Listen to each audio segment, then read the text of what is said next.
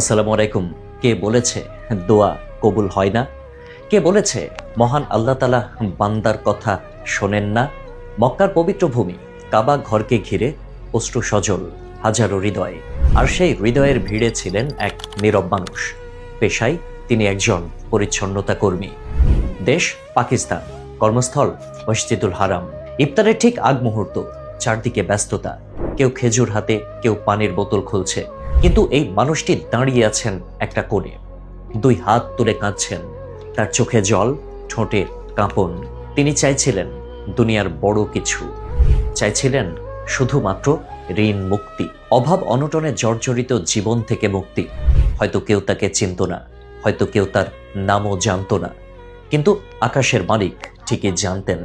ঠিক সেই সময় হারামাইনের লাইভ সম্প্রচার চলছিল। ক্যামেরার ফোকাস এসে পড়ে তার উপরে, তার অশ্রুসিক্ত মুখ, ভাঙা কণ্ঠ, কাঁপা হাত, সবকিছু ছড়িয়ে পড়ে সোশ্যাল মিডিয়ায়। মুহূর্তেই ভিডিওটি ভাইরাল হয়ে পড়ে। সৌদি আরবের এক দানশীল ব্যক্তি ভিডিওটি দেখেন।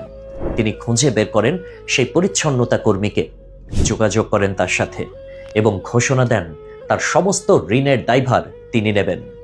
কিন্তু গল্প এখানেই শেষ নয়। পরবর্তীতে যখন তাকে জিজ্ঞাসা করা হলো, আপনি তখন কোন দোয়া পড়ছিলেন, তিনি জানালেন তিনি সেই দোয়াটি পড়ছিলেন যা পড়েছিলেন আমাদের প্রিয় নবী হযরত মুহাম্মদ সাল্লাল্লাহু আলাইহি ওয়াসাল্লাম। একবার নবীজির ঘরে একজন মেহমান এলেন। ঘরে খাবার ছিল না। স্ত্রীদের কাছে খোঁজ পাঠানো হলো, কিন্তু উত্তর এলো কিচ্ছু নেই।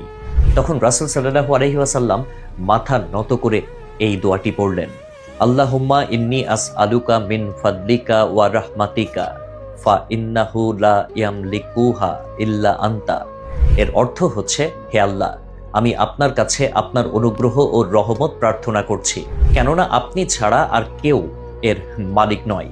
বর্ণিত আছে, কিছুক্ষণ পরই উপহার হিসেবে একটি ভাজা বকরি এসে পৌঁছায়। দুনিয়ার সব দরজা যখন বন্ধ হয়ে যায়, তখন আসমানের দরজা খুলে যায়, যদি বান্দা সত্যিকার অর্থে নির্ভর করে রবের ওপরে। উলামায়ে কেরামের মতে অভাব অনটন, ঋণ, সংকট, এমন সময়ে এই দোয়াটি অত্যন্ত বরকতময়। শর্ত একটাই, অন্তরের পূর্ণ বিশ্বাস। আজ আমাদেরও হয়তো সমস্যা আছে, ঋণ আছে, মানসিক চাপ আছে, মানুষের কাছে হাত বাড়াতে লজ্জা লাগে। কিন্তু মনে রাখবেন, মানুষের কাছে চাইলে হয়তো অপমান আসতে পারে, কিন্তু আরশের মালিকের কাছে চাইলে সম্মান বাড়ে। আপনি এখন থেকেই এই দোয়াটি পড়া শুরু করুন, ভাঙা হৃদয়ে, চোখের জলে, নির্ভরতার সাথে। কে জানে আপনার সাহায্যও এমন জায়গা থেকে চলে আসবে যা আপনি